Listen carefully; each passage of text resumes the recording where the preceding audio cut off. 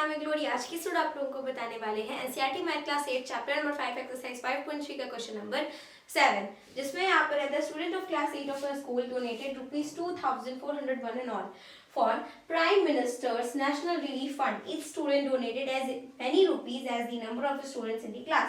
Find the number of students in the class. यहाँ पे क्या कहा जा रहा है? यहाँ पे कहा जा रहा है कि क्लास 8 के स्टूडेंट्स हैं जो कि prime minister national relief fund में डोनेट करते हैं। कितने वो डोनेट करते हैं?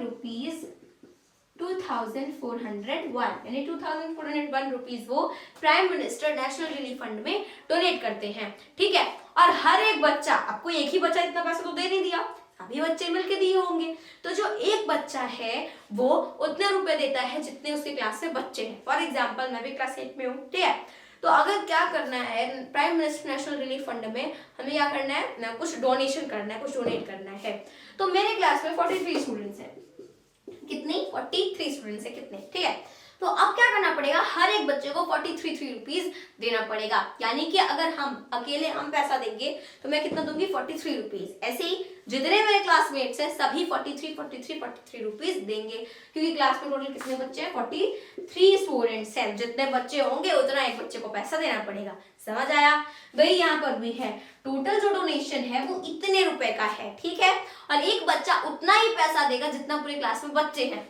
तो अगर हमें पता है कि क्लास में 43 बच्चे हैं, लेट्स सपोज अगर हमें पता है क्लास में 43 बच्चे हैं, तो एक बच्चा 43 रुपीज दे रहा है, तो 43 को 43 से मल्टीप्लाई कर देते हैं, तो 43 मल्टीप्लाई बाई 43 कर दिया। क्या आ जाएगा? जो भी आएगा वही हमारा डोनेशन फंड होगा। ठीक है, जो भी आएगा। ठीक है, यानी कि उतना सभी ने मिलकर के डोनेट किया।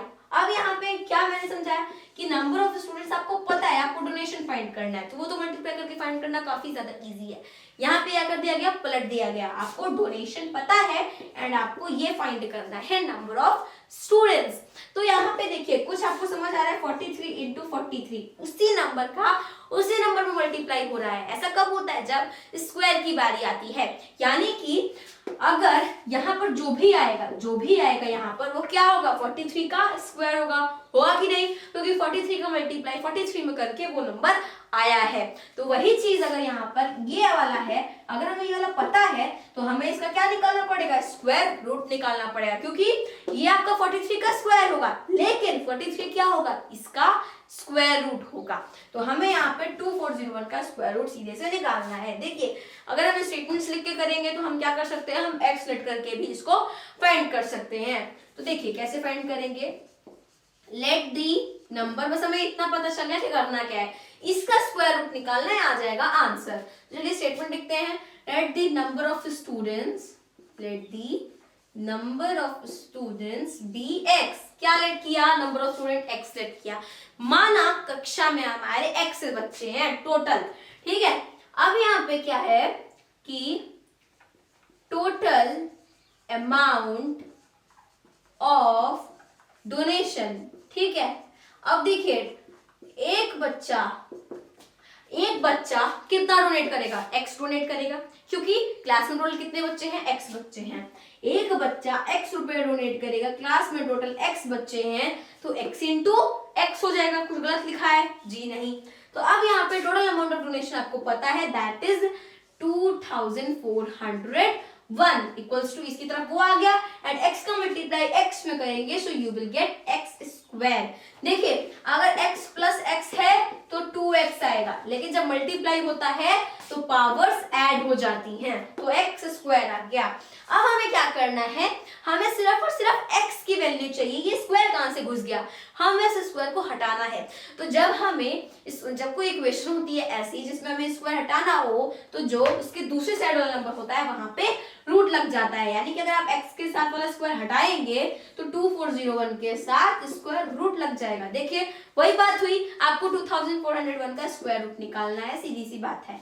तो चलिए निकालते हैं। उसके लिए 2401 का करना पड़ेगा उसका प्राइम फैक्टराइजेशन। तो सबसे पहले ये होगा 7 से, 7 3 जा 21 बचा 3 0, 7 4 जा 28 एंड अगेन 7 3 जा 21, 3 4 3 आ गया। अगेन हम इसको 7 से करेंगे तो देखिए 7 4 जा 28, देन उसके बाद क्या बचा 7 और उसके बाद बचा 6 एंड 3, तो 7 9 जा 63, 3, अगेन 7 से होगा, 7 7 जा 49, अगेन 7 से आ गया 1, यानी कि 2401 का अगर हम करेंगे तो इसके प्राइम फैक्टराइजेशन में 7 into 7 into 7 into 7 आ गया। अब इस 7 का एक पेयर बना और इस 7 का एक पेयर बना, तो रूट के बाहर आ जाएंगे दोनों ही 7, तो x इक्वल्स टू आ गया 7 7 जा 49, यानी कि क्लास में टोटल 49 स्टूडेंट्स थे। अब यहाँ पे क्या कर सकते हैं आप, 49 का मल्टीप्लाई 49 में करके चेक कर सकते हैं, 2401 ही आएगा। ओके, तो इस तरीके से क्वेश्चन नंबर 7 होता है सॉल्व। क्लास में टोटल कितने बच्चे हैं, 49 बच्चे हैं। तो मिलते हैं अपने अगली वीडियो में, तब तक के लिए मेरे सभी दोस्तों को मेरी तरफ से जय हिंद जय भारत।